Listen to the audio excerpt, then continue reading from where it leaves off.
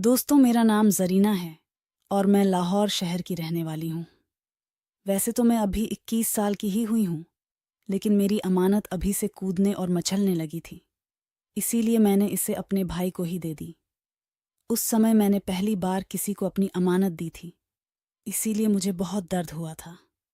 वैसे तो इरफान भैया मेरे सगे भाई नहीं हैं, लेकिन वह मेरे चाचा के लड़के हैं, इसीलिए रिश्ते में वह मेरे भाई ही लगते हैं। मेरी हाइट 5.5 फीट है तथा भैया की हाइट 5 फीट तक है, क्योंकि वह मुझसे उम्र में भी 2 साल छोटे हैं। हम शहर में रहते थे और हमारे चाचा और उनकी फैमिली गांव में रहती थी। इस बार इरफान भैया ने 12वीं क्लियर की थी, इसलिए वह अपनी छुट्टियां मनाने हमारे पास शहर आए थे। जब इरफान भैया हमारे घर आए तो मेरे अम्मी अब्बू भी बहुत खुश हुए। क्योंकि मेरा कोई भाई नहीं है, इसीलिए अब्बू इरफान भैया को ही अपना बेटा समझते थे। इरफान भैया शुरू से ही देखने में बहुत सुंदर थे और उनकी बॉडी भी बहुत अच्छी थी। भैया जब हमारे घर आए थे तो उस दिन मैंने जीन्स टॉप पहन रखा था, जिसकी फिटिंग बहुत ही टाइट थी, इसलिए भैया तो मुझे देखते ही रह गए।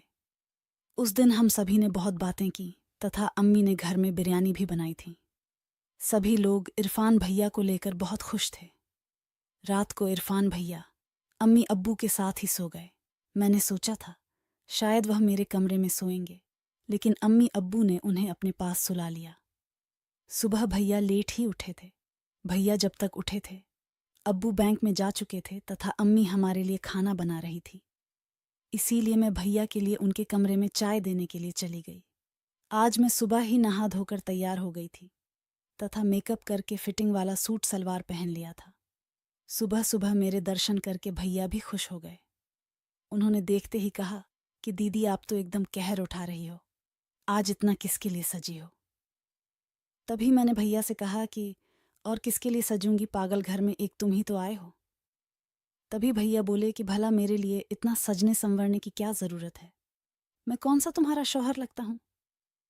तभी मैंने कहा कि भैया, आप तो बुद्धू के बुद्धू ही रहोगे, और फिर मैं उन्हें चाय थमाकर चली गई।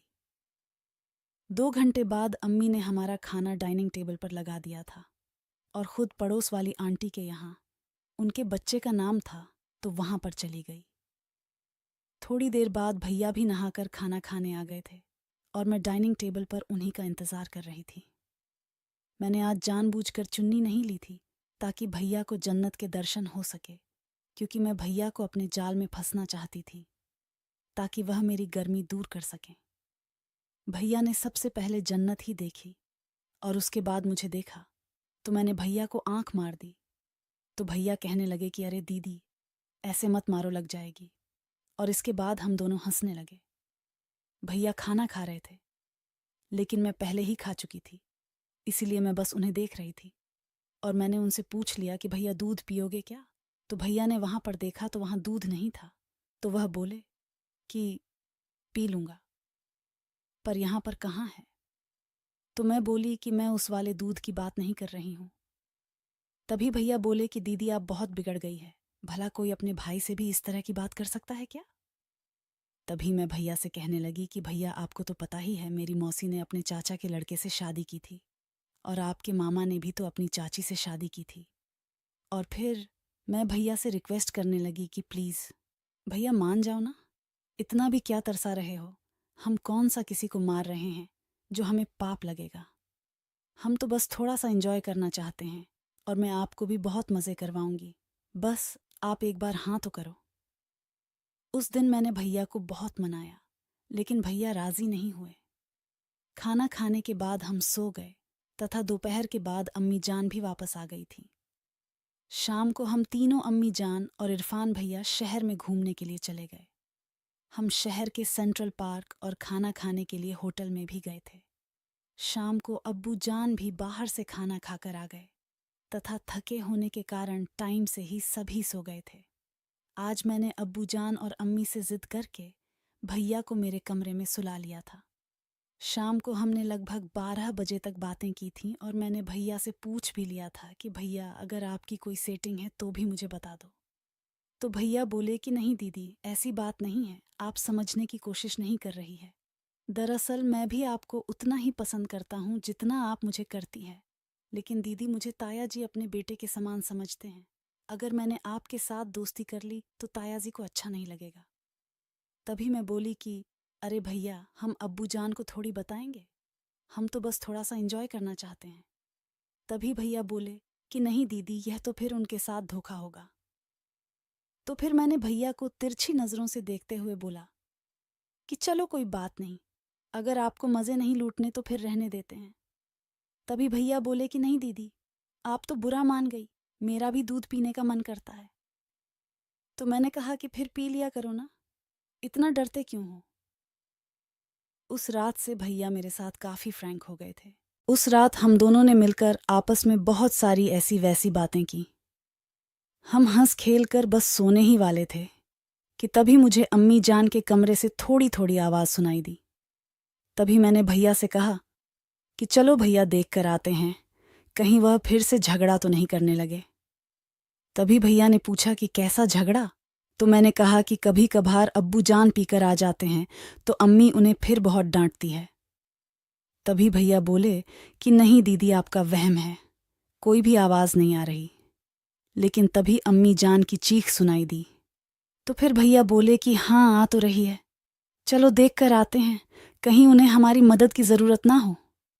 अम्मी जान की चीख सुनकर मैं तो वहीं समझ गई थी कि क्या चल रहा है, लेकिन मैं भी मज़े लेना चाहती थी, इसीलिए भैया को जानबूझकर ले गई। हम दोनों जब अम्मी जान के कमरे में पहुंचे तो आगे दरवाज़ा बंद था, तो हम खिड़की में से झांक कर देखने लगे, लेकिन वहां भी हमें कुछ दिखाई नहीं दिया क्योंकि काफ़ी अंधेरा था। लेकिन अम्मी जान की आवाज़ ज़रूर सुनाई दे रही थी और वह बस यही कह रही थी कि धीरे धीरे करिए ना। और तभी अम्मी जान फिर से चीख पड़ी। उन दोनों की आवाज़ें सुनकर हम समझ चुके थे कि क्या चल रहा है। तभी अब्बू जान ने एकदम से लाइट ऑन कर दी और फिर अंदर का दृश्य देखकर तो हमारी सांसें ही रुक गई। भैया तो तभी वहां से जाने लगे, लेकिन मैंने ही उन्हें हाथ पकड़कर रोक लिया। अम्मी जान अब्बू को कह रही थी कि अभी तो 10 ही मिनट हुए हैं और आप अभी से थक गए। इसके बाद हम दोनों मुस्कुराते हुए अपने कमरे में चले गए। अंदर जाते ही इरफान भैया बोले कि आप तो बड़ी ही चालू चीज़ हो दीदी। तभी मैंने कहा कि इसमें चालू वाली कौन सी बात है, ये सब हुआ तभी तो हम हुए। बस फ़र्क सिर्फ इतना ही है कि मैं इन सभी को एंजॉय करती हूँ और यह कोई गलत काम तो नहीं है। तभी भैया शर्माते हुए बोले कि दीदी, वो मुझे भी भूख लग रही है, थोड़ा दूध पीने को मिल जाए तो। तभी मैंने भैया की टांग खींचते हुए कहा कि अच्छा, तो अब तुम्हें दूध भी पीना है? अरे पागल, मैं रिश्ते में तुम्हारी दीदी लगती हूँ और तुम अपनी दीदी से इस तरह की बातें कर रहे हो। मेरा इतनी मजाक करते ही इरफान भैया तो पानी पानी हो गए, लेकिन फिर मैं ज़ोर ज़ोर से हंसने लगी। इरफान भैया बोले कि बस भी करो दीदी, आप तो हमेशा मुझे डराती रहती हो।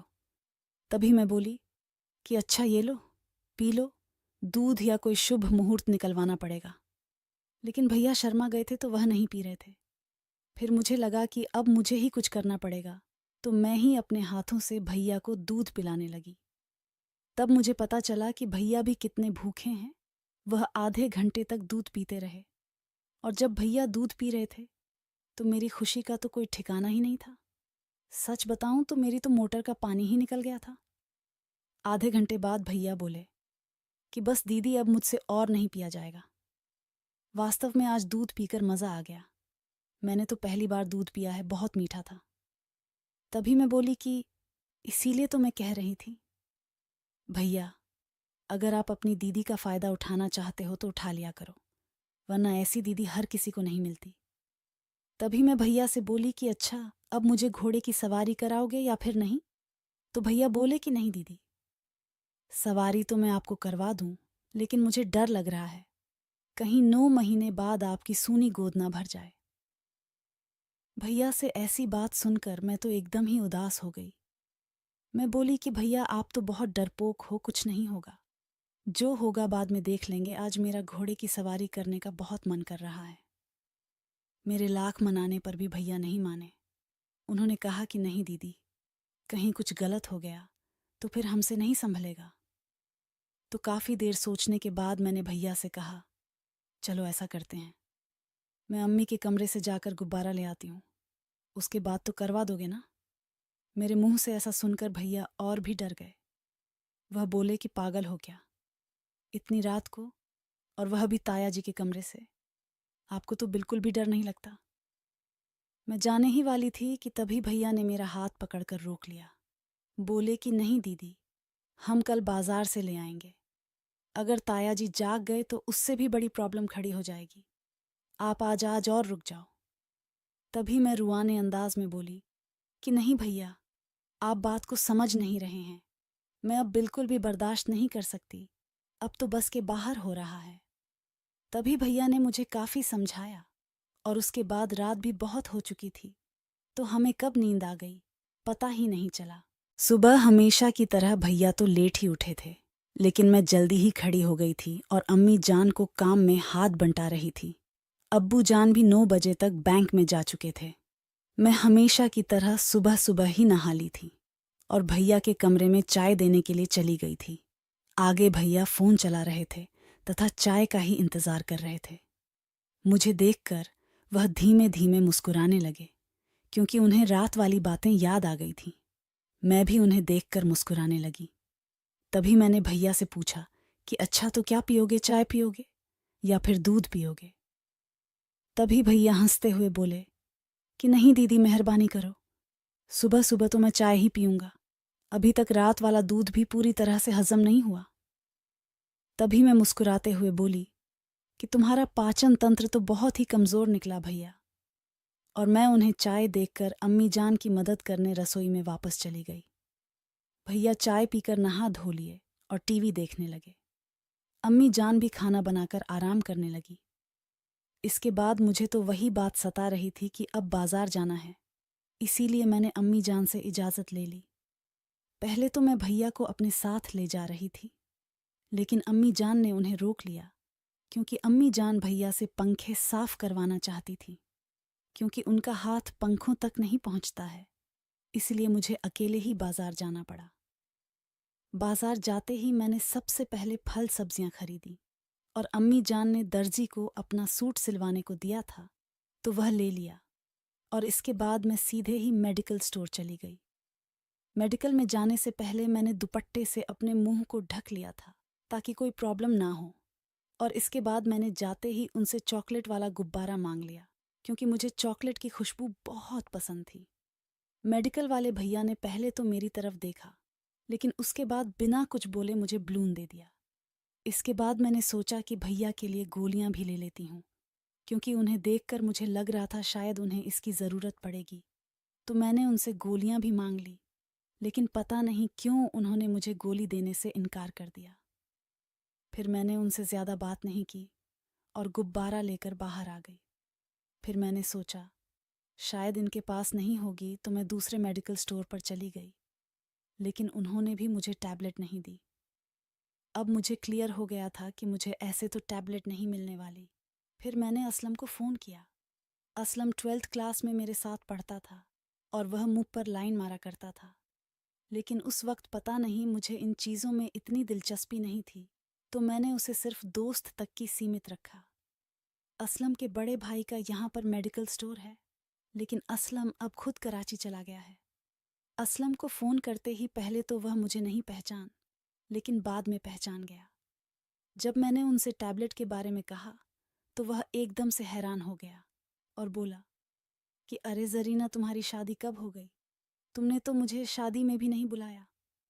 तो मैंने उसे मुस्कुराते हुए कहा कि नहीं, वह बात नहीं है, मैं अभी भी कुंवारी ही हूँ। तो असलम बोला कि अच्छा, तो फिर किसके लिए गोलियां ले जा रही हो? लगता है आजकल बड़ी बदमाश हो गई हो। पहले तो तुम बातें भी नहीं किया करती थी और अब सीधा काम।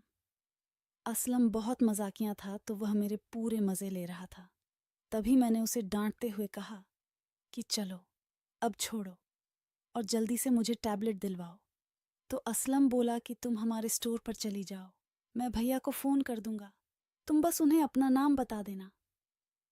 जैसे ही मैं असलम की स्टोर पर पहुंची, तो वहां पर उनके भैया तो नहीं थे, लेकिन कोई और ही लड़का खड़ा था। तो उसने मुझे जाते ही नाम पूछ लिया कि आपका ही नाम जरीना है क्या? तो मैंने हाँ में सिर हिला दिया। उन्होंने बिना कुछ कहे मुझे टैबलेट दे दी और पैसे भी नहीं लिए। काम पूरा होते ही मैं जल्दी से घर आ गई। घर आते आते मुझे 2 बज गए थे। जैसे ही मैं घर आई तो भैया ने अपना सामान पैक कर रखा था तथा घर वापस जाने की तैयारी कर रहे थे।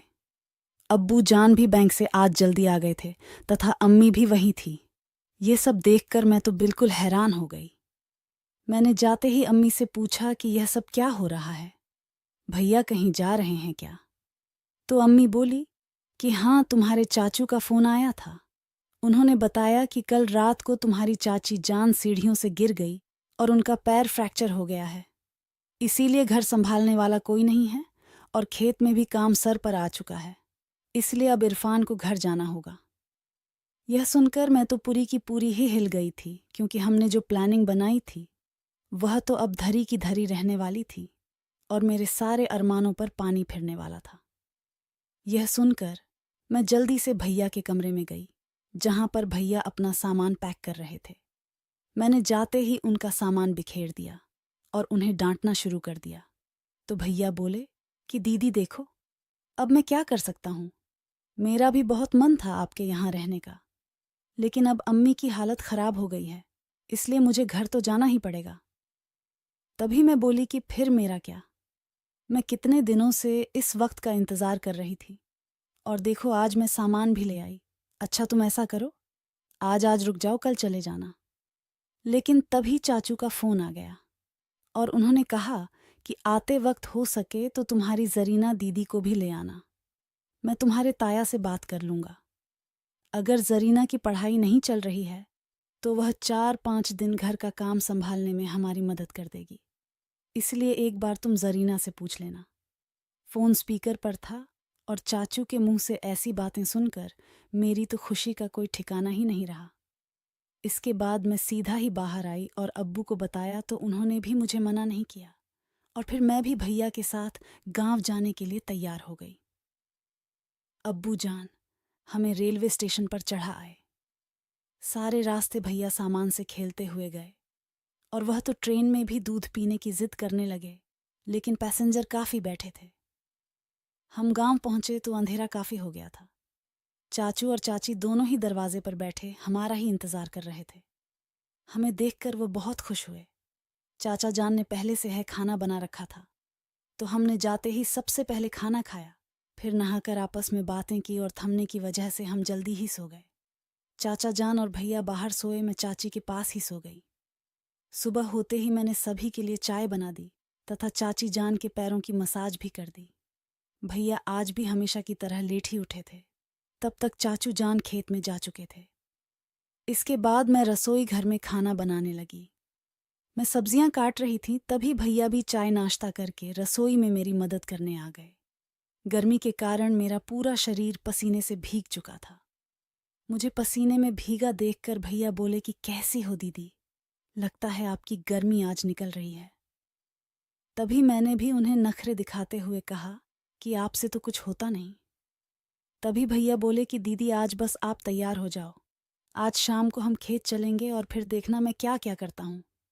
आपको रुला न दूं तो मेरा नाम बदल देना। तभी मैं बोली कि अब बस भी करो भैया, रहने दो, इतनी भी मत फेंको। लेकिन मैं अंदर ही अंदर खुश हो रही थी और अब मैं शाम होने का इंतज़ार करने लगी थी। मैंने जल्दी से खाना बना लिया था तथा चाची जान को खिला दिया। भैया के लिए भी टेबल पर खाना लगा दिया और हमने मिलकर खा लिया। दोपहर तक चाचा जान भी खेत से आ चुके थे, तो जब तक वह नहा कर आए मैंने उन्हें भी खाना लगा दिया। इसके बाद मैं नहा धोकर तैयार होने लगी। मैंने लाल रंग का सूट पहना तथा थोड़ा मेकअप करके परफ्यूम भी लगा लिया और आज मैंने जूड़ा बना लिया ताकि बाल वाल खराब ना हो। इसके बाद दोपहर में हम सभी सो गए। करीब 5 बजे तक मौसम ठंडा हो गया था, इसलिए मैंने चाय बना ली। सभी ने चाय पी ली और तभी चाचा जान खेत में जाने लगे, क्योंकि गन्ने की फसल पक चुकी थी और खेत में कोई आवारा जानवर ना घुस जाए, इसलिए निगरानी के लिए जाना पड़ता था।